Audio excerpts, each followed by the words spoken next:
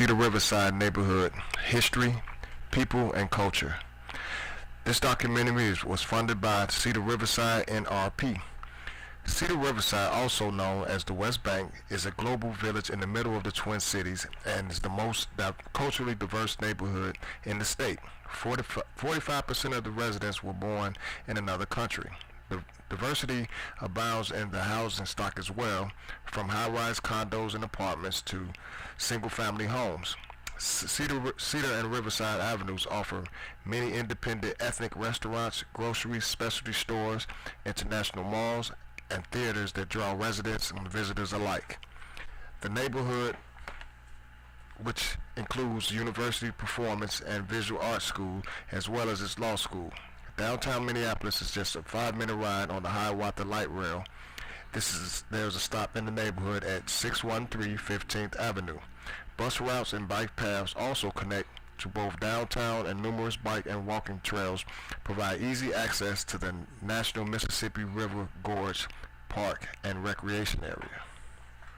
Presently, the Cedar Riverside neighborhood boasts the largest community of immigrants in the Twin Cities, continuing a long history of ethnic and cultural diversity. The Cedar Riverside apartment complex was later opened in 1973, designed by architect and Cedar Riverside resident Ralph Rapson. The tall buildings with their signature colored panels are a Minneapolis landmark and were featured as the residence of Mary Richards in later seasons of the Mary Tyler Moore Show. Many of the businesses that started during that time, Martha's Antiques, the Weller Leather Shop, the Five Corners Saloon, Richards Drugstore, and Smith's Leather Shop, have all gone out of business, but the depth of field remains. In the 1940s, Cedar Riverside was heavily Scandinavian. Post-war immigrants from all over Eastern Europe then settled in the area. The junction of Washington Avenue, Cedar Avenue, and 19th Avenue was known as the Seven Corners. The Cedar Riverside area has been known as Snooze Boulevard because so many Scandinavians live there. Cedar Riverside is home to a rich art culture. There are several playhouses, theater groups in the area, including the Mixed Blood Company Theater, Theater in the Round, and the Southern Theater. Of course, everyone has some very vague early memories, but I can think of two interesting ones. One was when I was in a crib, you know, the kind of cage that little children are kept in sometimes to keep them from wandering around. And it was in Des Moines, Iowa. My parents grew up in quite a small town in southern Minnesota. It was about 20 miles north of Iowa. I think maybe 1,500 or 2,000 people lived there at the time. And most of the economy there was based on agriculture.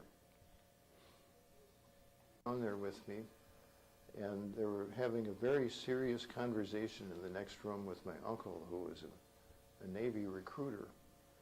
The war had begun, and I think the issue was whether my father was going to go into the military service or not. And then I remember also sitting in front of the family radio and hearing that Franklin Delano Roosevelt had died, and I burst into tears. And my parents were surprised because I think they were Republicans, and they didn't like Roosevelt very much. But to a young child, the president is the president, and it's like having your father die. But now I think FDR was a great president, so I don't agree with my parents on that subject anymore. Well, I was an only child, and my mother taught school, and my father managed a poultry processing plant, which took in eggs and chickens and dressed them and made them ready for people to eat. And because my mother taught school, they made an arrangement with our next door neighbors, who were elderly Irish American people, and they took care of me during the daytime. They were very lovely people. And I began reading by myself because I kept looking at a picture book that had texts under the pictures.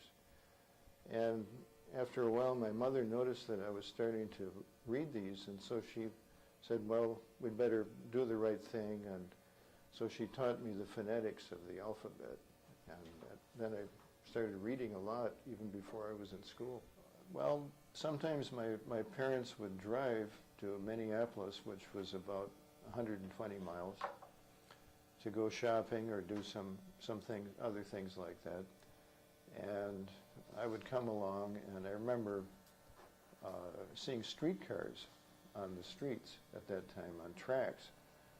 Just the other day, we saw streetcar tracks being dug up on Riverside Avenue here when they were, digging for the street renovation. They were buried under the asphalt. And those were very popular and very nice. They went all over. Well, when I first arrived in Cedar Riverside, I was going to go to school after the Army, and I found a room available through the University Housing Service. They said someone was looking for a roommate, and they were over here on the West Bank. And it was upstairs in a duplex, a little ways from the present Anderson Archival Library, Elmer Anderson Library, but a little ways down toward the river, up in the Seven Corners area. And I ended up being this man's roommate. He was a part-time business student, and he was a full-time fireman. And he'd been separated from his wife. They didn't get along, and I'm sure the main reason was that he drank so much. He would drink sometimes an entire case of malt liquor on his day off, if you can imagine that. It's just unbelievable, and it was quite a burden to me, dealing with him at times. But at night I could see riverboats coming up the river from the front window, because there used to be coal and gravel docks along the river on this side, including, the university got their fuel that way too, from barges that were pulled up the river by tugboats. I grew up in Ethiopia, and then there was the region that I grew up in is the RC, and it was difficult because there were so many problems that we faced when I was as an early age teens. So the life was difficult, it was hard to live there. My school in Ethiopia, it wasn't bad, it was okay, even though that we have to walk about 10 to 8 miles going and coming back. As I said, it was actually there. It was the school was they was teaching a school in Amharic. It was difficult for me because I grew up in Oromo and I only speak Oromo, and it was hard for me to catch up with those kids starting as in a first grade. So it was a little bit challenge. The life was difficult. It was hard to live there. What is your earliest memory? My earliest memory was that I spent with my friends most of the time instead of going to school, because school was way too far, and there was always problems going on. Parents have issues. We have to take care of families, and as a kids, there was issues for the family to take care of us because they need some help, and we were helping them. That was helping the parents was one of the memories that I had as a kid.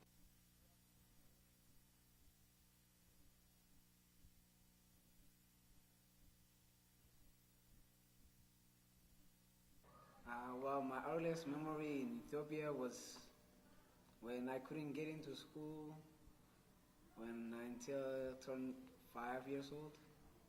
My school was very, very hard to get into because we are very far and we did not have technology or transportation to get into a school. We had to walk far for like 5 miles.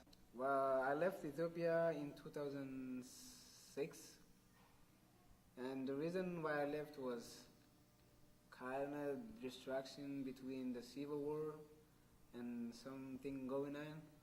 That's why I left Ethiopia.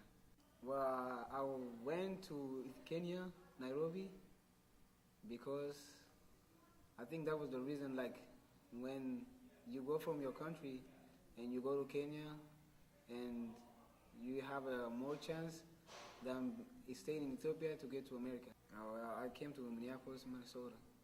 It was very different than any other countries that I have been.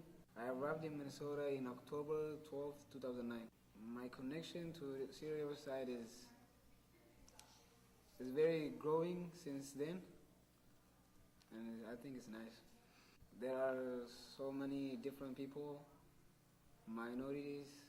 My name is Eunice Eckerly, and I'm 73 years old.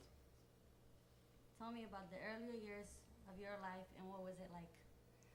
I was born in Casper, Wyoming. My dad was a Lutheran minister, and I was the fifth of 5 kids, and we lived in, as I said, in a big city, and then shortly after that we moved.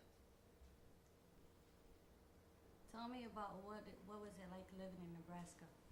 So the move was to Nebraska, and I was only 4, as I said, when we moved there.